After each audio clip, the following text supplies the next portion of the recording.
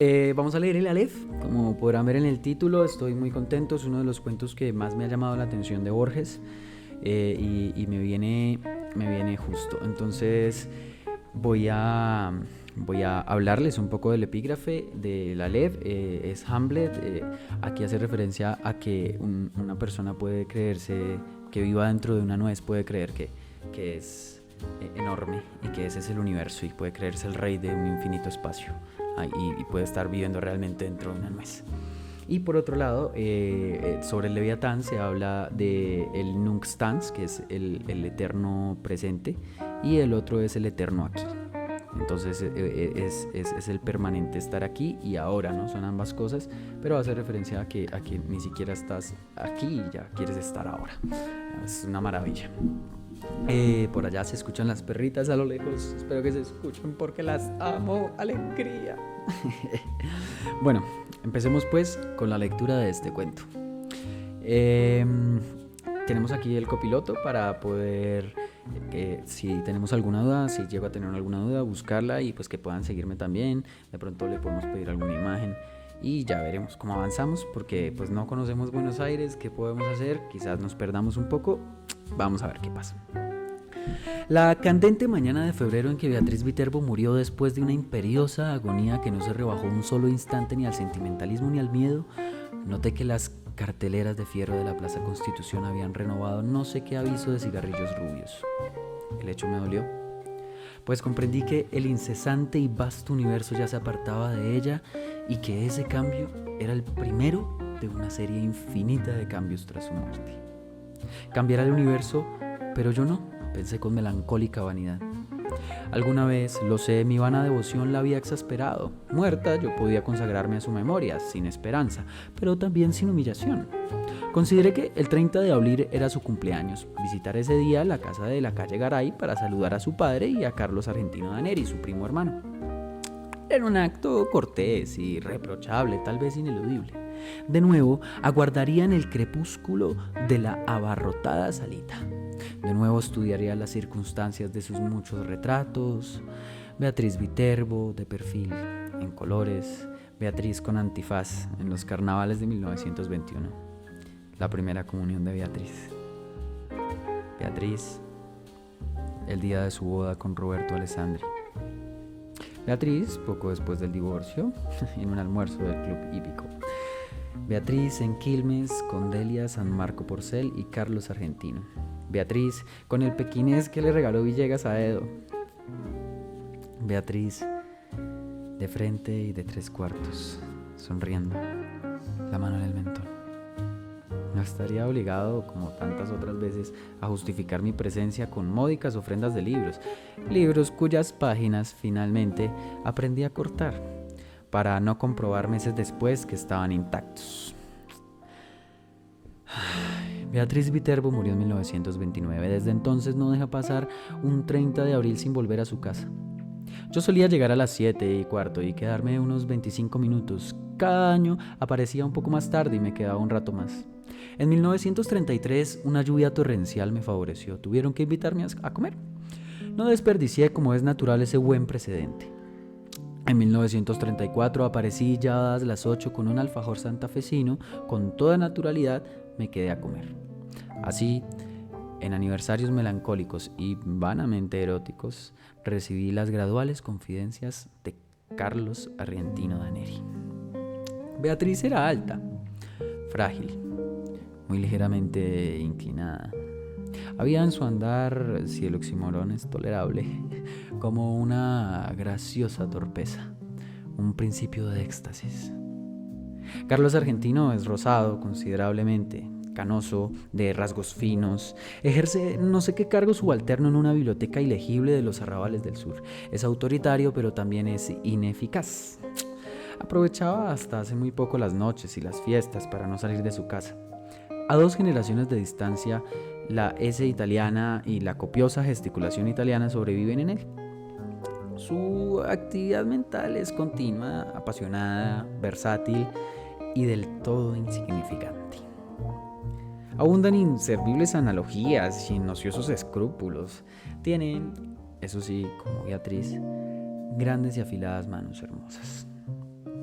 Durante algunos meses padeció la obsesión de Paul Fort, menos por sus Paul Fort, que es la obsesión de Paul Fort.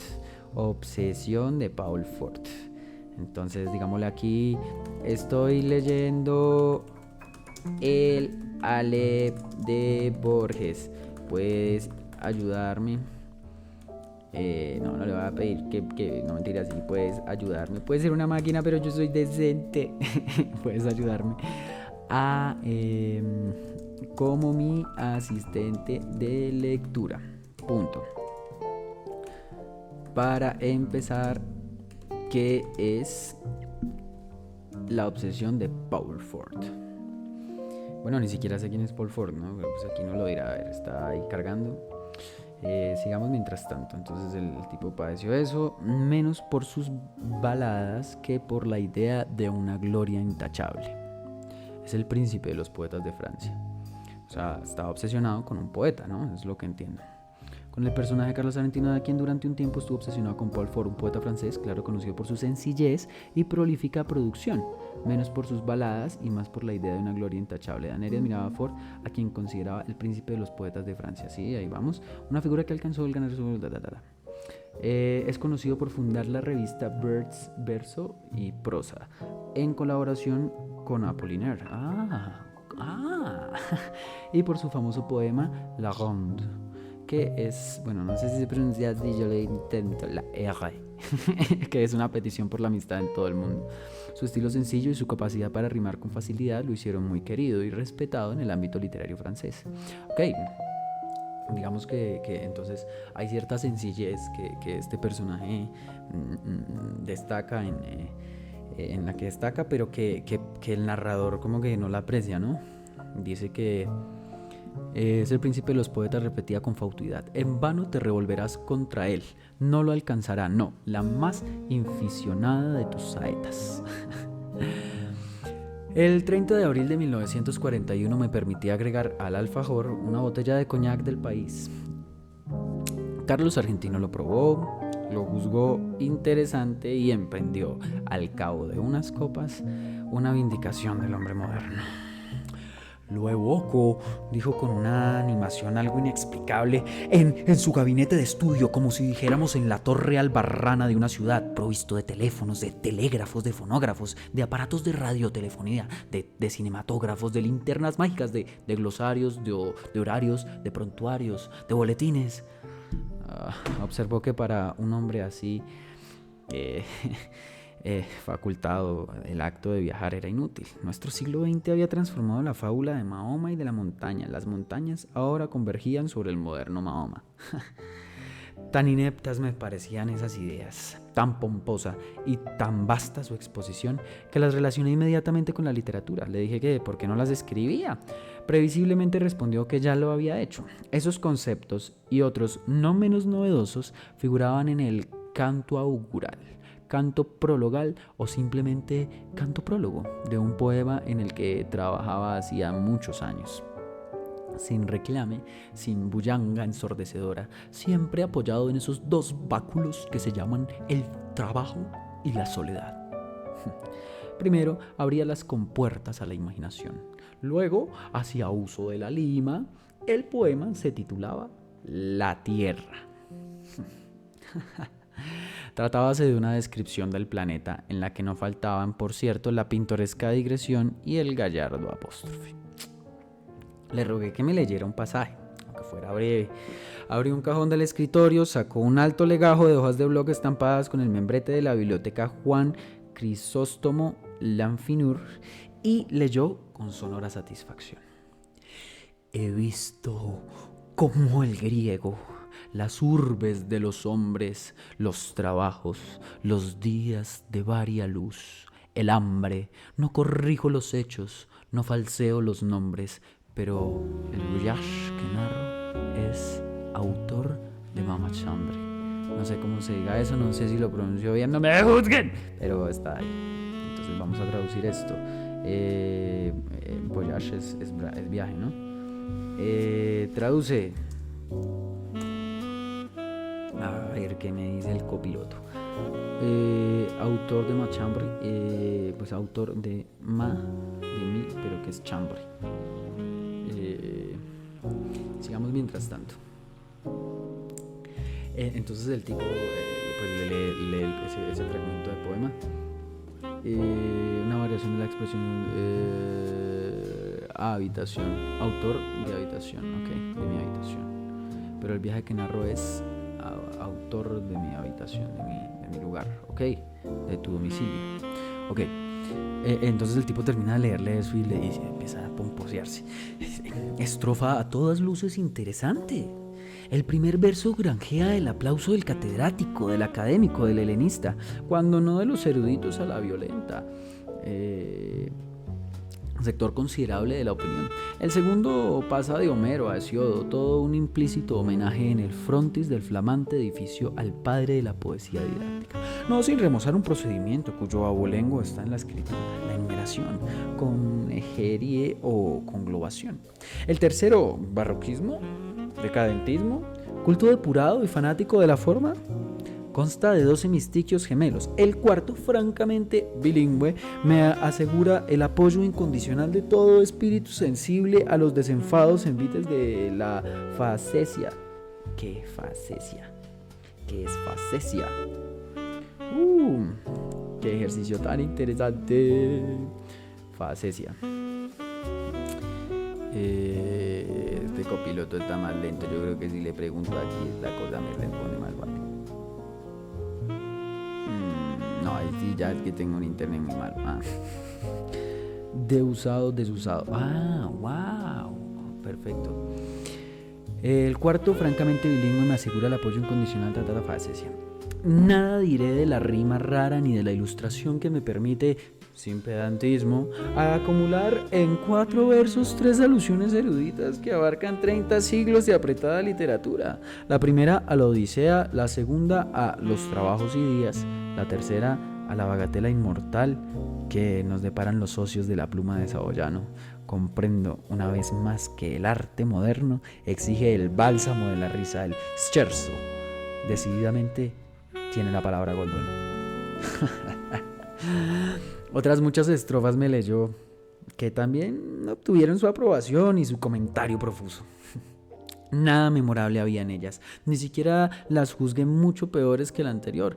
En su escritura habían colaborado la aplicación, la resignación y el azar. Las virtudes que Daneri les atribuía eran posteriores.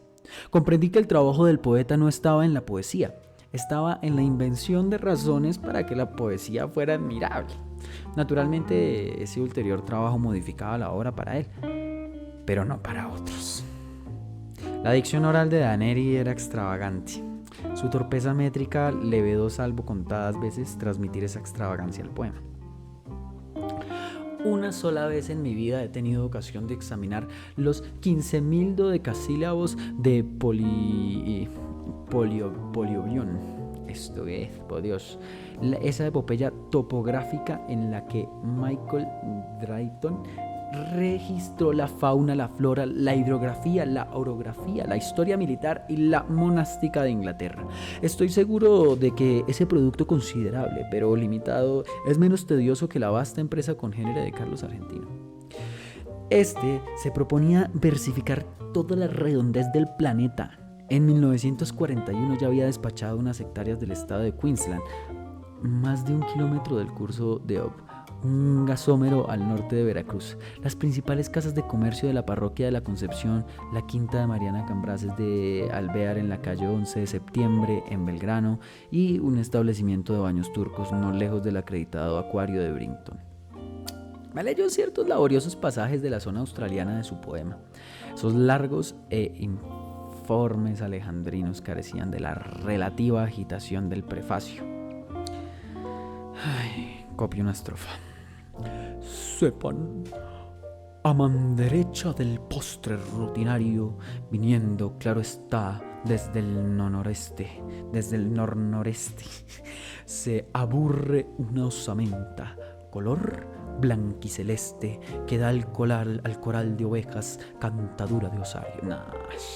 Dos audacias, gritó con exultación. Dos audacias rescatadas te oigo mascullar por el éxito. Lo admito. Una, el epíteto rutinario que certeramente denuncia en passant el inevitable tedio inherente a las faenas pastoriles y agrícolas, tedio que ni las geórgicas ni nuestro ya laureado don Segundo se atrevieron jamás a denunciar así al rojo vivo. Otra, el enérgico prosaísmo. Se aburre una osamenta, que el melindroso querrá excomulgar con horror, pero que apreciará más en su vida el crítico de gusto viril. Todo el verso, por lo demás, es de muy sabidos quilates. El segundo hemistiquio entabla animadísima charla con el lector. Se adelanta a su viva curiosidad. Le pone una pregunta en la boca y la satisface al instante. ¿Y qué me dices de ese hallazgo blanquiceleste? El pintoresco neologismo sugiere el cielo, que es un factor importantísimo del paisaje australiano. Sin esa evocación resultarían demasiado sombrías las tintas del boceto y el lector se vería compelido a cerrar el volumen, herida en lo más íntimo del alma de incurable y negra melancolía. Hasta la medianoche me despedí. 2 domingos después, Daneri me llamó por teléfono. Entiendo que por primera vez en la vida.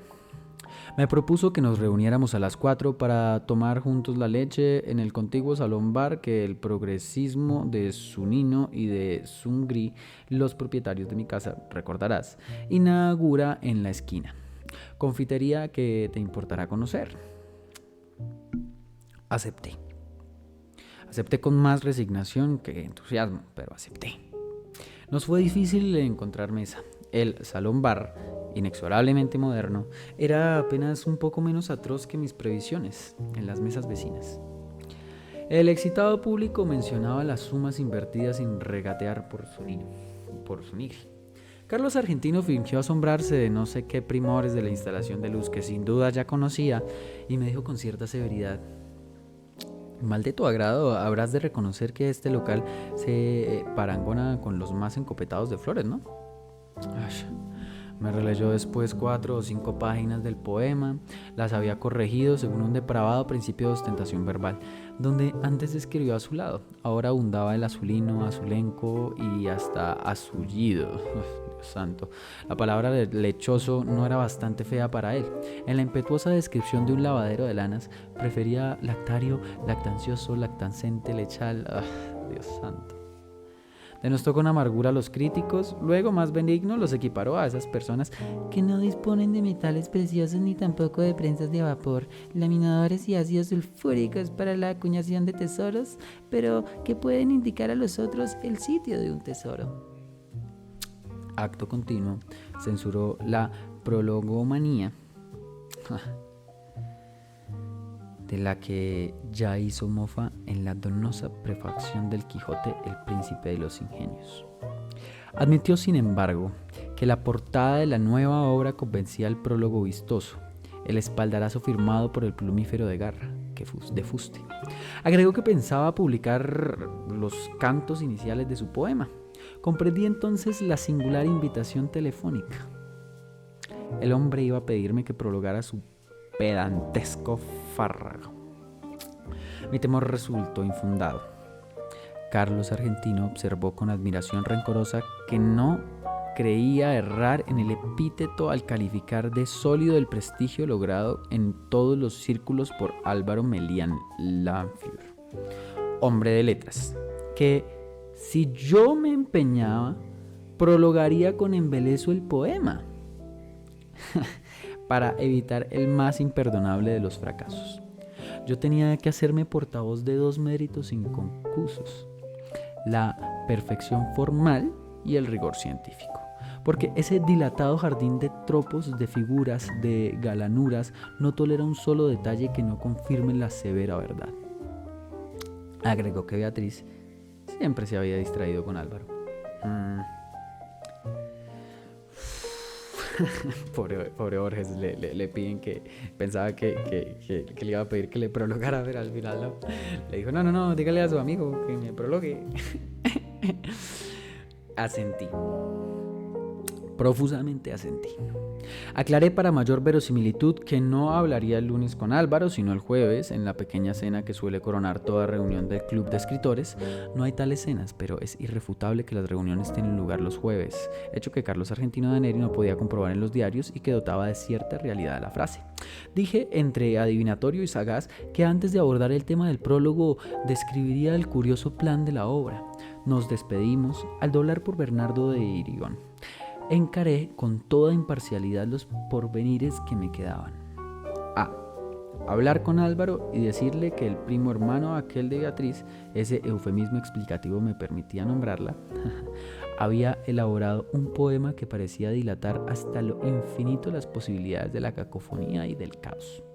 Segundo, no hablar con Álvaro. Preví lúcidamente que mi decidida optaría por B. A partir del viernes a primera hora empezó a inquietarme el teléfono. Me indignaba que ese instrumento que algún día produjo la irrecuperable voz de Beatriz pudiera rebajarse a receptáculo de las inútiles y quizá coléricas quejas de desengaño. Carlos Argentino Daneri. Felizmente, nada ocurrió, salvo el rencor inevitable que me inspiró aquel hombre que me había impuesto una delicada gestión y luego me olvidaba. El teléfono perdió sus terrores, pero a finales de octubre, Carlos Argentino me habló. Estaba agitadísimo. No identifiqué su voz al principio. Con tristeza y con ira balbuceó que esos ya ilimitados Zunino y Zunigri, sobre pretexto de ampliar su desafortunada confitería, iban a demoler su casa. Es la casa de mis padres, mi casa. La vieja casa inverterada de la calle Garay, repitió, quizá olvidando su pesar en la melancolía. No me resultó muy difícil compartir su congoja. Ya cumplido los 40 años, todo cambio es un símbolo detestable del pasaje del tiempo. Además, se trata de una casa que, para mí, aludía infinitamente a Beatriz. Quise aclarar este delicadísimo rasgo. Mi interlocutor no me oyó. Dijo que si Zunino y Zunigri persistían en ese propósito absurdo, el doctor Zunini, su abogado, los demandaría ipso facto por daños y perjuicios y los obligaría a abandonar 100.000 nacionales. El nombre de Zunini me impresionó. Su buffet de casetos y tacuari es de una seriedad proverbial. Interrogué si este se había encargado ya del asunto. Daneri dijo que le hablara esa misma tarde. Vaciló y con esa voz llana, impersonal, a que solemos recurrir para confiar algo muy íntimo, dijo que para terminar el poema le era indispensable la casa, pues en un ángulo del sótano había una Alep. Aclaró que una Alep es uno de los puntos del espacio en el que se contienen todos los puntos. ¡Wow! Está en el sótano del comedor, explicó aligerada su dicción por la angustia. Es mío. Yo lo descubrí en la niñez, antes de la edad escolar. La escalera del sótano es empinada. Mis tíos me tenían prohibido el descenso, pero alguien dijo que había un mundo en el sótano. Se refería, lo supe después, a un baúl, pero yo entendí que había un mundo. Bajé secretamente y rodé por la escalera. Vea ahí. Caí. Al abrir los ojos, vi el Alep. ¿El Alep? Sí, el lugar donde están sin confundirse todos los lugares del orbe, vistos desde todos los ángulos. A nadie revelé mi descubrimiento, pero volví. El niño no podía comprender que le fuera deparado ese privilegio para que el hombre burilara el poema.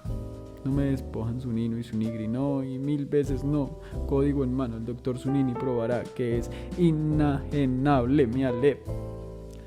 Yo traté de razonar, pero ¿no es muy oscuro el sótano?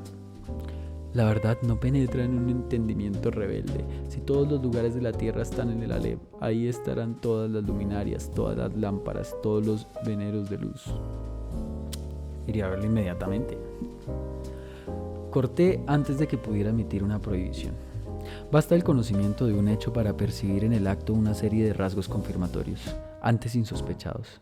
Me asombró no haber comprendido hasta ese momento que Carlos Argentino era un loco. Todos, Esos Viterbo por lo demás. Beatriz, yo mismo suelo repetirlo, era una mujer, una niña de una clarividencia casi implacable, pero había en ella negligencias, distracciones, desdenes, verdaderas crueldades que tal vez reclamaban una explicación patológica.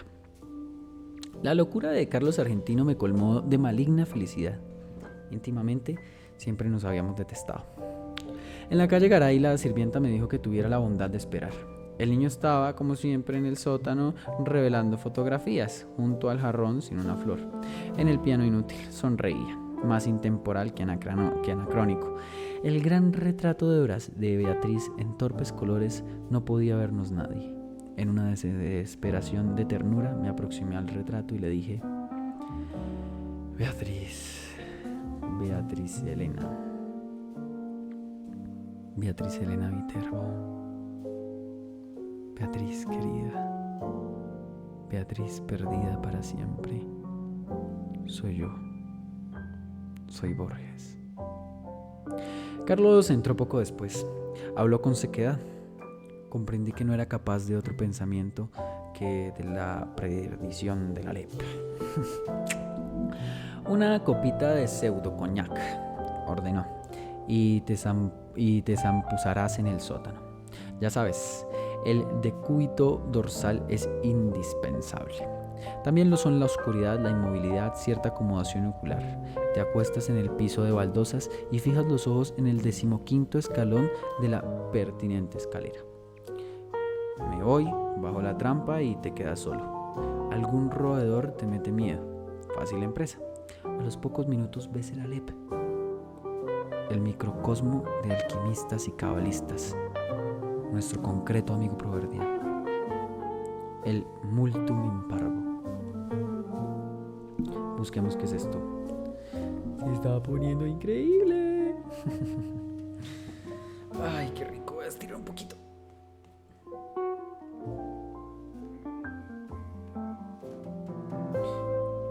El multo in parvo, mucho en poco. Ya en el comedor agregó: claro está que si no lo ves, tu incapacidad no invalida mi testimonio.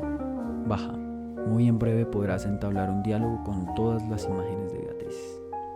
Bajé con rapidez, harto de sus palabras insustanciales. El sótano, apenas más ancho que la escalera, tenía mucho de pozo. Con la mirada busqué en vano el baúl de que Carlos Argentino me habló. Unos cajones con botellas y unas bolsas de lona entorpecían un ángulo. Carlos tomó la bolsa, la dobló y la acomodó en un sitio preciso. La almohada es humildosa, explicó, pero si la levanto un solo centímetro no verás ni una pizca y te quedas corrido y avergonzado. Repatinga en el suelo de ese corpachón y cuenta 19 escalones. Cumplí con sus ridículos requisitos. Al fin se fue. Cerró cautelosamente la trampa. La oscuridad, pese a una endija que después distinguí, pudo parecerme total. Súbitamente comprendí mi peligro. Me había dejado soterrar por un loco, luego de tomar un veneno. Las bravatas de Carlos transparentaban el íntimo terror de que yo no viera el prodigio. Carlos, para defender su delirio, para no saber que estaba loco, tenía que matarme. Sentí un confuso malestar, que traté de atribuir a la rigidez y no a la operación de un narcótico. Cerré los ojos, los abrí y entonces vi el Alep. Arribo ahora al inefable centro de mi relato. Empieza aquí mi desesperación de escritor. Todo lenguaje es un alfabeto de símbolos cuyo ejercicio presupone un pasado que los interlocutores comparten. ¿Cómo transmitir a los otros el infinito Alep que mi temerosa memoria apenas abarca? Los místicos, en análogo trance, prodigan los emblemas para significar la divinidad. Un persa habla de un pájaro que de algún modo es todos los pájaros, Alanus de Insulis, de una esfera cuyo centro está en todas partes y la circunferencia en ninguna. Ezequiel, de un ángel de 4 caras que a un tiempo se dirige al oriente y al occidente, al norte y al sur. No en vano rememoro esas inconocibles analogías. Alguna relación tienen con el Alep. Quizá los dioses no me negarían el hallazgo de una imagen equivalente, pero este informe quedaría contaminado de literatura de falsedad por lo demás. El problema central es irresoluble. La enumeración, siquiera parcial, de un conjunto infinito en ese instante gigantesco. He visto millones de actos deleitables o atroces. Ninguno me asombró como el hecho de que todos ocuparan el mismo punto, sin superposición y sin transparencia. Lo que vieron mis ojos fue simultáneo. Lo que transcribiré, sucesivo, porque el lenguaje lo es. Algo, sin embargo, recoge.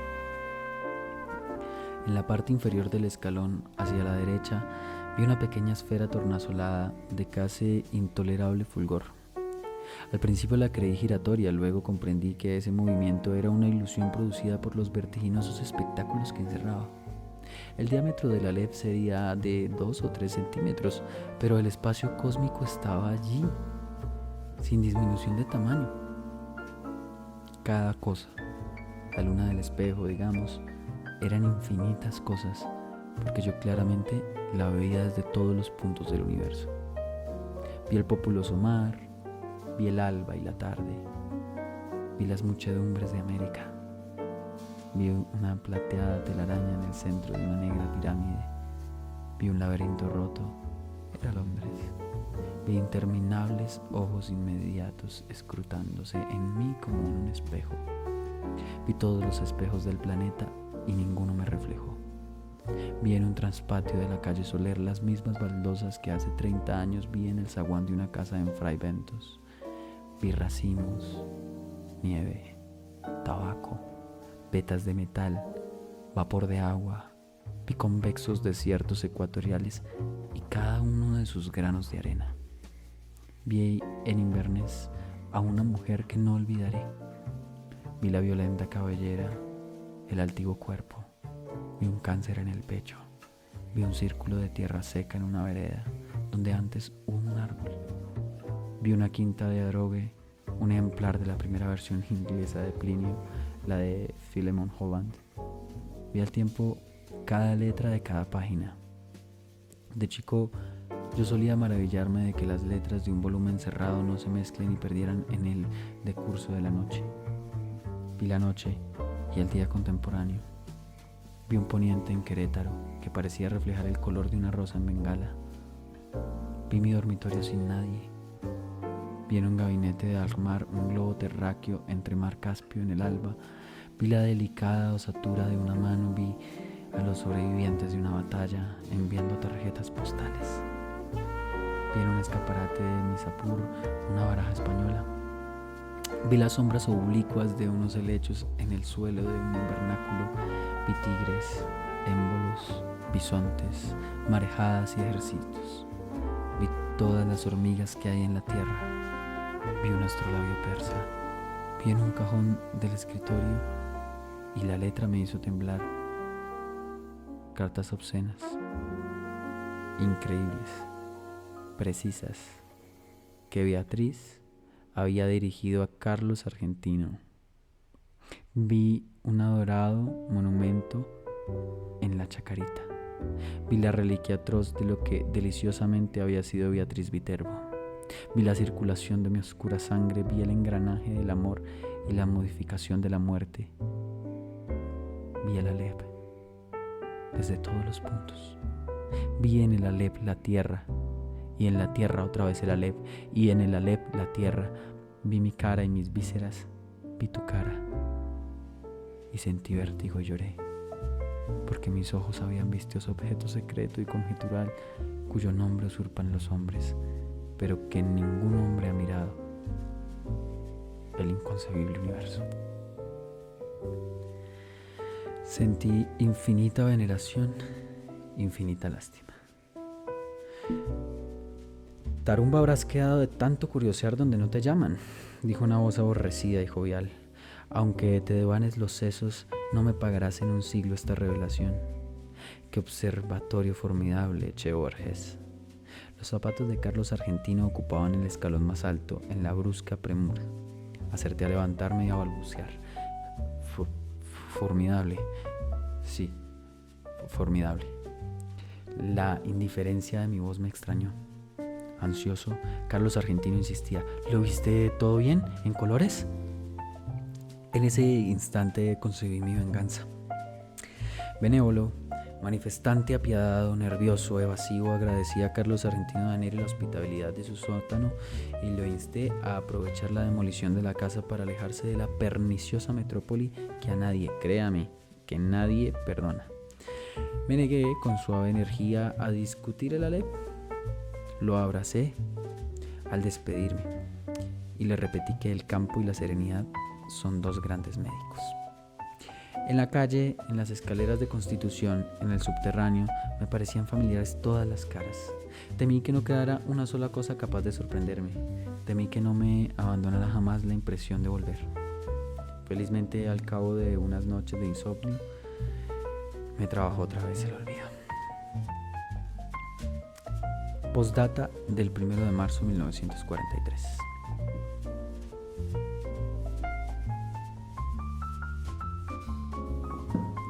A los 6 meses de la demolición del inmueble de la calle Garay, la editorial Procrusto no se dejó arredar por la longitud del considerable poema y lanzó al mercado una selección de trozos argentinos. Huelga repetir lo ocurrido. Carlos Argentino Daneri recibió el segundo Premio Nacional de Literatura. El primero fue otorgado al Dr. Aita, el tercero al Dr. Mario Bonfatti. Increíblemente, mi obra, Los naipes del Tajo, no logró un solo voto. Una vez más triunfaron la incomprensión y la envidia. Hace ya mucho tiempo que no consigo ver a Daneri. Los diarios dicen que pronto nos dará otro volumen. Su afortunada pluma, no entorpecida ya por el Aleph, se ha consagrado a versificar los epítomes del doctor Acevedo Díaz. 2 observaciones quiero agregar. Una sobre la naturaleza del Aleph, otra sobre su nombre. Este, como es sabido, es de la primera letra del alfabeto de la lengua sagrada. Su aplicación al disco de mi historia no parece casual. Para la cábala, esa letra significa el En Sof, la ilimitada y pura divinidad. También se dijo que tiene la forma de un hombre que señala al cielo y a la tierra para indicar que el mundo inferior es el espejo y es el mapa del superior. Para la Menkeldre es el símbolo de los números transinitos, en los que el todo no es mayor que alguna de las partes. Yo quería saber, ¿eligió Carlos Argentino ese nombre o lo leyó aplicado a otro punto donde convergen todos los puntos? ¿En alguno de los textos innumerables que el Aleph de su casa le reveló? Por increíble que parezca, yo creo que hay o que hubo otro Aleph. Yo creo que el Aleph de la calle Garay era un falso Aleph. Doy mis razones. Hacia 1867 el capitán Burton ejerció en el Brasil el cargo de cónsul británico. En julio de 1942, Pedro Enrique Ureña descubrió en una biblioteca de Santos un manuscrito suyo que versaba sobre el espejo que atribuye el oriente a Ixarzu, al Callarnín o Alejandro Bicorne de Macedonia. En su cristal se reflejaba el universo entero. Burton menciona otros artificios congéneres: la Septule Copa de Kai Jorsu, el espejo de Tariq Ben Saad encontró en una torre, 1001 noches, el espejo de Luciano de Samotza pudo examinar a la luna, la lanza espectacular que el primer libro de Satiricón de Capella atribuye a Júpiter, el espejo universal de Merlín, redondo y hueco y semejante a un mundo de vidrio. Y añade estas curiosas palabras: pero los anteriores, además del defecto de no existir, son meros instrumentos de óptica. Los fieles que concurren a la mezquita de Amr en el Cairo saben muy bien que el universo está en el interior de una de las columnas de piedra que rodean el patio central. Nadie, claro está, puede verlo, pero quienes acercan el oído a la superficie declaran percibir al poco tiempo su atareado rumor. La mezquita data del siglo VII. Las columnas proceden de otros templos de regiones anteislámicas, pues como ha dicho Aben Habdun, en las repúblicas fundadas por nómadas es indispensable el concurso de forasteros para todo lo que sea albañilería.